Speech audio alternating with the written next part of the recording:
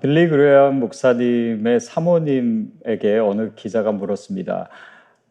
혹시 이혼을 생각해 보신 적은 없냐고. 그랬더니 사모님이 전혀요 그러시면서, 그렇지만은 죽이고 싶을 때는 몇 번 있었다고. 아, 이렇게 좀 농담을 해도요, 웃는 사람이 여기는 아무도 없습니다. 그래도 제가 좀 꿋꿋하게 해보려고 합니다. 예전에 어느 한 성도님이 저한테 이렇게 물어보더라고요. 목사님은 부부싸움 안 하시냐고. 그래서 제가 좀 당황했습니다. 왜냐하면 저는 부부싸움을 한 번도 한 적이 없는데 라고 말하고 싶었는데, 굉장히 치열하게 당시 싸우고 있었던 신혼 기간이라, 그렇지만 제가 잘하는 것이 있다고, 그것은 싸운 다음에 미안하다고, 또 화해를 잘한다고 했습니다. 때로는 정말 미안하지 않은데도 미안하다고 그럴 때가 있잖아요. 물론 저뿐만 아니라 모든 분들이 잘 하시는데 마치 저만 하는 것처럼 얘기해서 죄송합니다. 그런데 우리 삶에 있어서 하나됨을 이루고 또 화해를 하는 능력은 굉장히 중요합니다. 그리고 크리스찬에게 있어서 더욱더 그렇죠. 오늘 우리가 읽은 본문은 두 번째 인의 이야기인데요. 바로 이 화평에 대한 이야기입니다. 오늘 본문 말씀 다시 한번 읽어보도록 하겠습니다. 시작. 둘째 인을 떼실 때에 내가 들으니 둘째 생물이 말하되 오라 하더니 이에 붉은 다른 말이 나오더라. 그 탄자가 허락을 받아 땅에서 화평을 제하여 버리며 서로 죽이게 하고 또 큰 칼을 받았더라. 둘째 생물이 말을 하니까 이제 또 다른 말이 나옵니다. 근데 그 말은 붉은색이에요. 유대 문학에서 붉은색은요, 특별한 의미를 갖습니다. 그것은 죄나 아니면 미움이나 증오, 또 싸움, 전쟁 이런 것을 의미합니다. 그리고 나서 그 말탄 자가 허락을 받는다 이렇게 표현이 되어 있어요. 이것은 로마가 멸망하는 것이 하나님의 허락을 받은, 즉 하나님의 뜻이다라고 하는 것을 의미하는 것입니다. 그리고 이 말탄자가 뭘 하냐면 서로 죽이게 하고, 이것은 로마가 물론 외적인 공격도 있지만은 이 내분으로 인해서 망하게 될 것이다라고 하는 것을 의미합니다. 그리고 큰 칼을 받았다라고 하는 것은 어떤 군사적인 충돌이 있을 것이다라고 하는 것이죠. 근데 이 두 번째 인의 내용에서 가장 중요한 것은요, 이 말탄자가 무엇을 하냐면 땅에서 화평을 제하여 버리고, 이것은 로마가 내분으로 인해서 이제 망하게 될 거다라고 얘기했잖아요. 이것이 이 화평이라고 하는 단어가 말하자면 이제 키워드가 되는 것입니다. 로마 시대를 보면요, 실제로 뭐 태평성대의 시간이 계속됐습니다. 뭐 경제도 굉장히 또 무역이나 이런 것들이 활성화되었기 때문에, 그래서 로마의 철학자였던 세네카는 이 아우구스투스가 이룬 이 평화로운 시간을 팍스 로마나라고 얘기를 했습니다.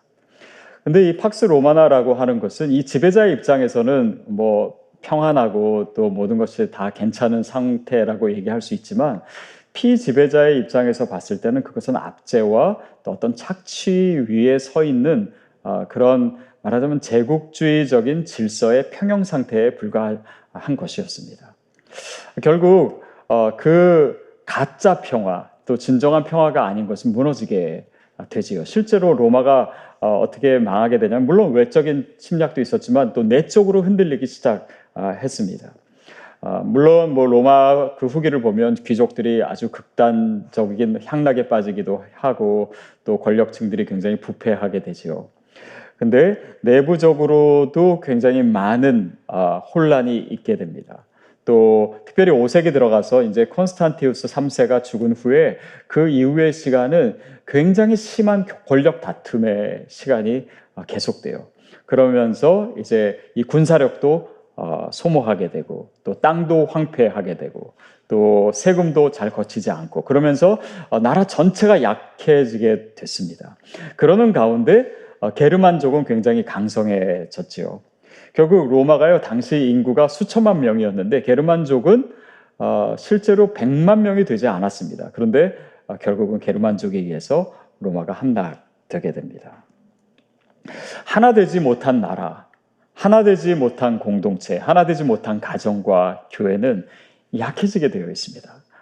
그러면 사탄이 공격할 때 우리가 속수무책으로 패배할 수가 있는 것이죠. 일본 사람들이, 한국 사람들이 독립운동을 하지 못하도록 이 계략을 핀 것이 뭔지 아십니까? 당시에 이렇게 상류층과 하류층, 이 계층 간의 갈등을 불러일으키게 된 거예요. 그래서 돈이 있는 사람들이나 그런 지주들에게는 굉장히 잘 해주고, 그래서 그들을 친일파로 만들고, 또 그렇지만은 이제 일반 사람들에게는 굉장히 이제 학대가 있었기 때문에 계층 간의 갈등이 있어서 서로 하나가 되지 못하게 하는 것이 한국의 국력을 또 약화시킨 그런 원인이 되었습니다. 또한 인도와 파키스탄이 원래는 한 나라였습니다. 근데 이 영국이 인도를 지배할 때 어떤 작전을 또 폈냐면 종교적인 갈등이 일어나게 한 거예요. 그래서 이슬람을 믿는 사람은 이제 그 북서쪽으로, 그러니까 지금의 파키스탄 지역으로 옮겨가게 해서 살게 하고, 그리고 힌두교를 믿는 사람은 인도 지역에 있게 하고, 그러니까 이 종교적인 갈등이 이제 지역적인 갈등이 돼서 서로 싸우게 되고, 결국 100만 명이 넘는 사람이 그 싸움으로 인해서 죽었습니다. 그러니까 인도가 스스로 독립하지 못하도록 한 것이죠. 결국 우리가 내적으로, 내부로 하나 되지 못할 때 약해지게 됩니다. 크리스천도 마찬가지예요. 우리가 하나님과의 관계에 있어서, 또 공동체 안에서, 가족 안에서 하나 되지 못할 때 외적인 공격이 오면 이 약해진 힘으로 그것을 대항하지를 못하는 것입니다. 그러니까 패배하게 되는 것이죠.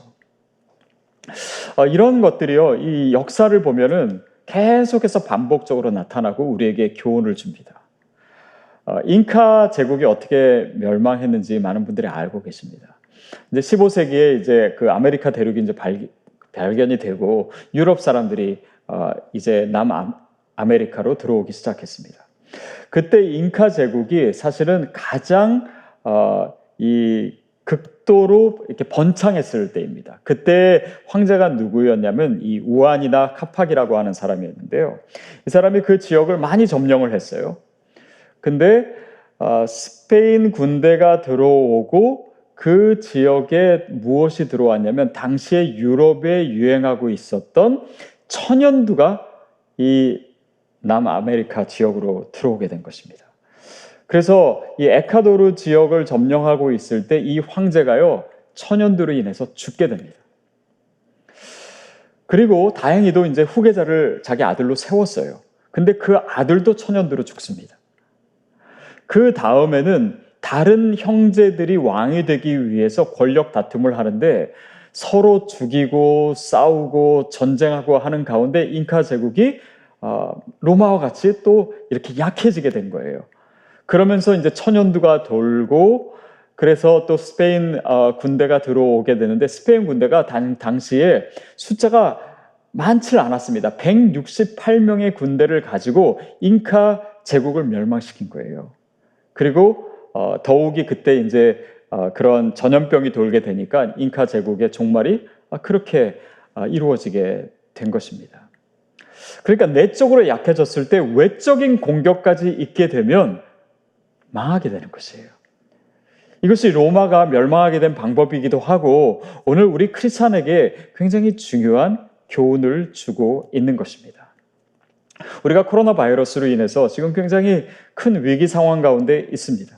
근데 이 코로나 바이러스는요, 어쩌면 우리에게 기회도 될 수 있지만 굉장히 더 어려워지게 되는, 심지어는 이 시대가 정말 그런 이 극도의 위기 가운데 처해질 수밖에 없는 위기 상황입니다.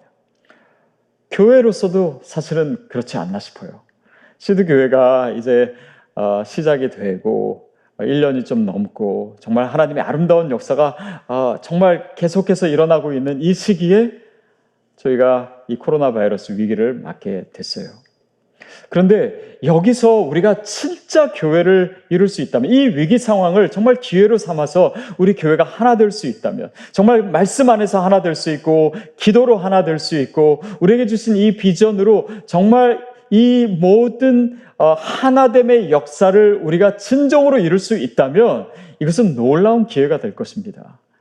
그러나 우리가 영적으로 해이해지고 우리가 비전도 잊어버리고 또 말씀과 기도 생활 가운데 진정으로 하나 되지 못한다면 그야말로 위기가 될 것이고 우리 교회뿐만 아니라 이 시대에 또 교회들에게 너무나 어려운 위기가 될 것이에요. 저는 저와 여러분이요 다시 한번 우리 비전을 기억할 수 있게 되기를 바랍니다. 말씀과 기도로 하나 되는 것입니다. 또 우리가 하나 되는 것도 중요하고 하나님과의 관계에 있어서 이 멀어졌던 관계가 회복되는 것, 복음 안에서 하나님과 우리가 가까워지는 것, 이것이 이 비전 아닙니까? 또 사랑의 공동체를 이루고 디아스포라 선교라고 하는 것도 무엇입니까? 우리가 정말 선교적 삶으로 세상과의 화해가 이루어지는 것이에요. 그런 이 연결이 되고 또 이 관계가 회복되고 이런 비전이 우리의 마음 가운데 여전히 불타고 있다면 이 시드 교회는 우리 교회는 더욱더 강한 군대와 같이 될 것이에요. 그러나 우리 개인 한 사람 한 사람이 그런 영적인 긴장감을 잊어버리고 또 서로 모이는데 힘쓰지 않고 또 우리의 영적인 그런 이 공격에 우리가 무방비해진다면 이것이야말로 정말 위험한 위기가 될 것입니다. 자, 오늘 저와 여러분에게 이 위기는 어떤 의미입니까? 이것은 하나의 시험대가 되지 않나 싶어요. 그래서 우리가 이 위기를 정말 믿음 안에서 하나 되는 그런 영적인 도약을 이룰 수 있다면 이것은 놀라운 축복이 될 것이고 아니면 이 위기 속에서 우리가 무너지게 될지도 모릅니다. 우리가 그런 영적인 긴장감을 갖게 되기를 바랍니다. 자, 그런데 우리가 정말 그리스도 안에서 하나 된다라고 하는 것이 어떤 의미입니까? 이 화해됨, 이 하나됨의 그 기초에 바로 예수 그리스도가 계시다라고 하는 것입니다. 에베소서 말씀 우리 같이 한번 읽겠습니다. 에베소서 2장 14절부터 16절까지 우리 함께 읽도록 하겠습니다. 그는 우리의 화평이신지라 둘로 하나를 만드사 원수된 것 곧 중간에 막힌 담을 자기 육체로 허시고 법조문으로 된 계명의 율법을 폐하셨으니 이는 이 둘로 자기 안에서 한 세 사람을 지어 화평하게 하시고 또 십자가로 이 둘을 한 몸으로 하나님과 화목하게 하려 하심이라. 원수된 것을 십자가로 소멸하시고. 예수 그리스도는 우리의 화평이 되셨습니다. 그로 인해서 하나님과 우리와의 관계가 회복된 것이에요. 그리고 예수 그리스도로 인해서 우리와 다른 사람과의 그 멀어진 관계가 화평케 되는 그 화목의 역사가 바로 예수 그리스도를 통해서 이루어진 것입니다. 또한 우리 교회가 세상과 화목하게 되는, 다시 말하면 하나님의 나라가 확장되고 우리 믿음을 통해서 이 그리스도를 믿는 믿음을 통해서 이 하나님과 멀어진 이 세상이 하나님께로 오는 그런 아름다운 역사를 위해서 그리스도께서 십자가에 달려 죽으셨고 그 아름다운 그 화목의 역사, 그 책임을 또한 우리에게도 주신 것이에요. 고린도 후서에서 바로 이것을 얘기하고 있습니다. 고린도 후서 5장 18절, 19절 말씀을 같이 읽겠습니다. 시작. 모든 것이 하나님께로서 났으며 그가 그리스도로 말미암아 우리를 자기와 화목하게 하시고 또 우리에게 화목하게 하는 직분을 주셨으니 곧 하나님께서 그리스도 안에 계시사 세상을 자기와 화목하게 하시며 그들의 죄를 그들에게 돌리지 아니하시고 화목하게 하는 말씀을 우리에게 부탁하셨느니라. 그리스도로 인해서 하나 됐습니다. 그리스도로 인해서 하나님과 우리가 하나 되고 그리스도로 인해서 우리가 서로 하나 되고 그리스도로 인해서 교회가 세상과 하나 되는 그 영적인 기초 위에 우리가 서 있게 됐어요. 이것이 교회입니다. 교회가 바로 그리스도 위에 서 있는 것이에요.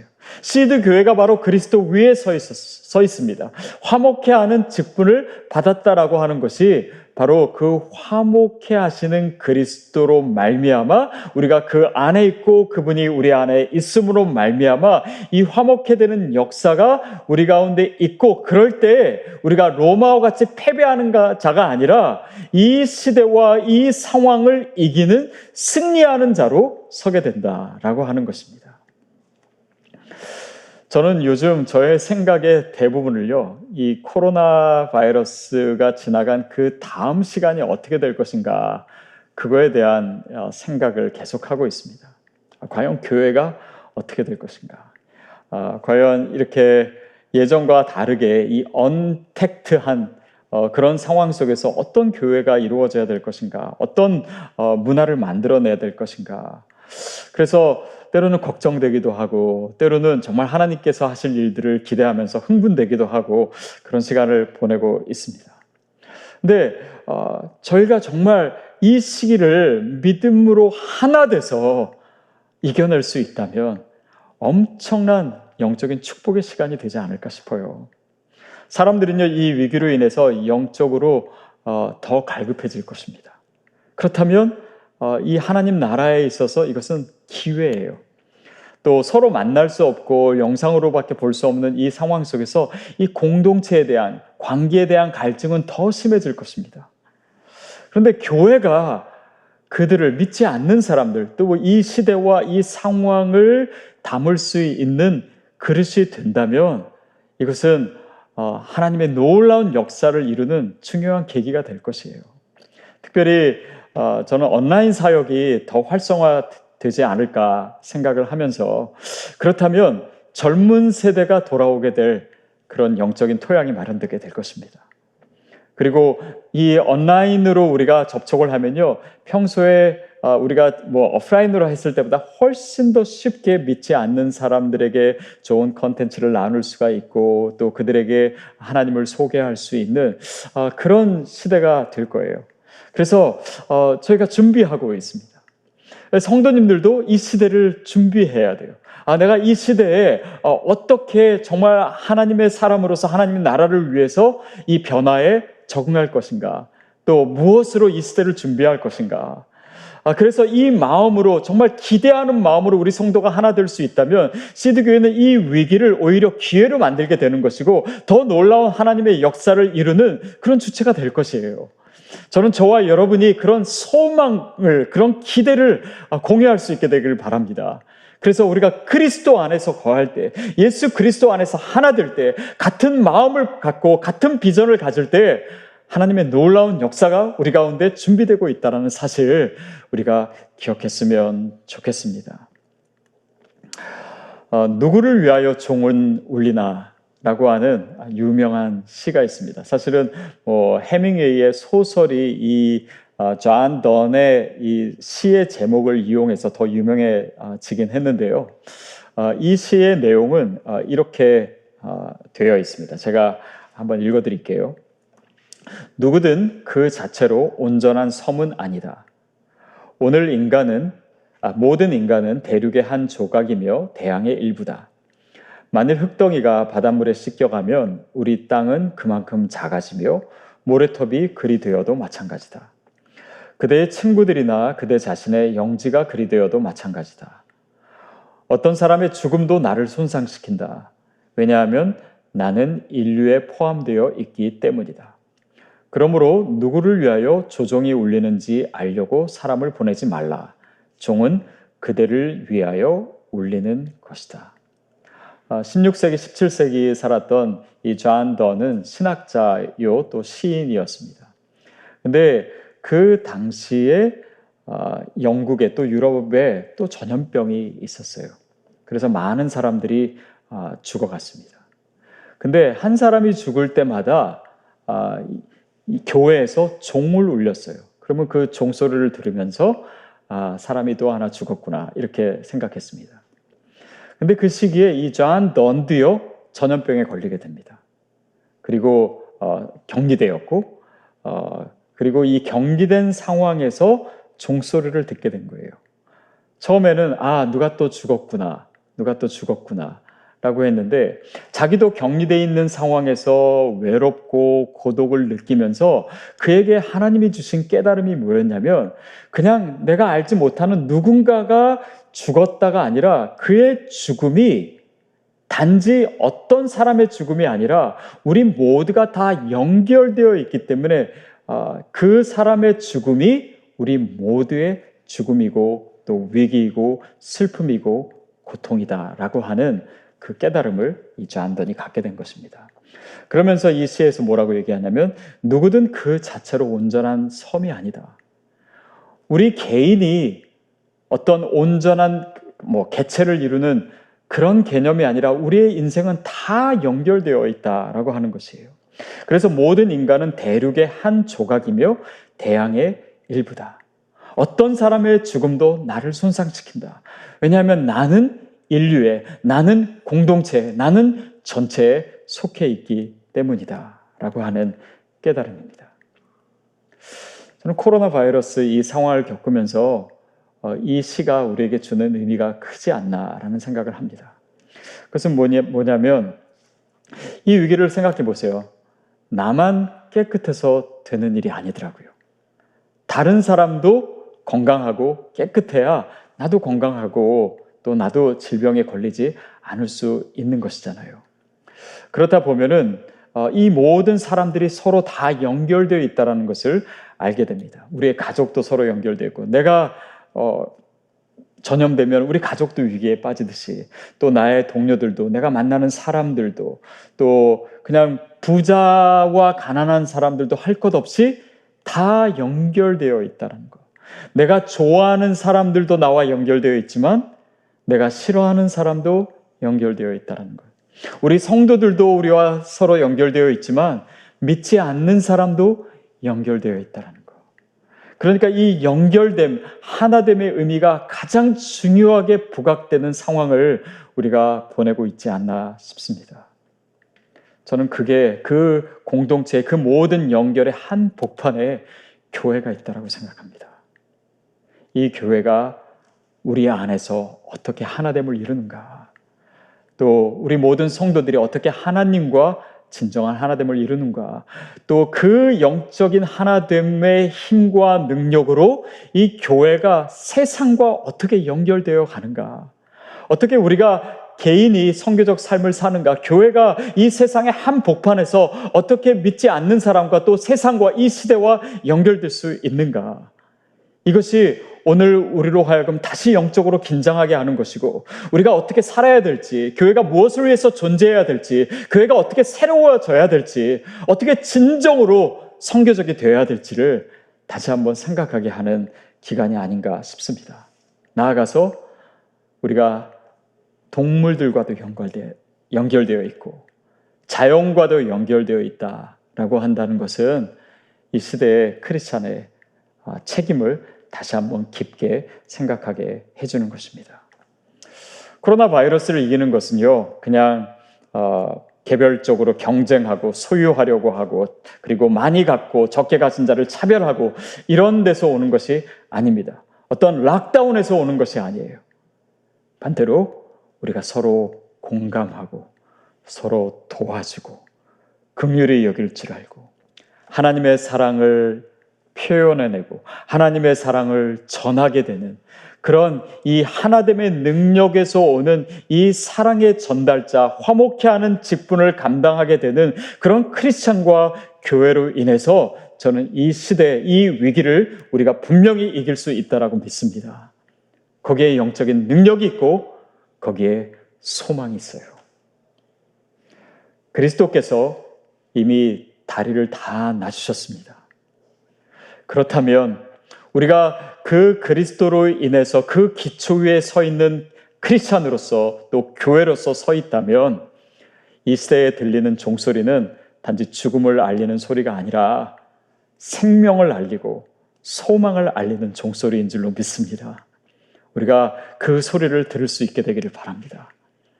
그래서 여러분, 오늘 우리 삶에서 우리가 이루어야 될 화해의 역사가 무엇인지, 화목케 하는 직분이 어떤 것인지, 또 우리가 또 교회로서 우리가 어떠한 영적인 책임감과 또 어떤 헌신을 해야 될지를 한번 헤아려 보십시오. 혹시 화해하지 못한 사람들 있으면요, 오늘 예배가 끝나고 여러분 그 화해 손길을 먼저 내밀어 보십시오. 또 우리가 주변에 도와야 될 사람이 있다면 이것 또한 그들과 하나 되게 하는 하나님의 역사를 위한 좋은 기회입니다. 그래서 정말 오늘 우리의 삶에 주신 이 위기 가운데 이 위기를 화평케 하는 역사로 만드는 그런 놀라운 축복의 계기로 만드신다면 우리 모두에게 정말 승리케 되는 하나님의 역사가 계속될 줄로 믿습니다.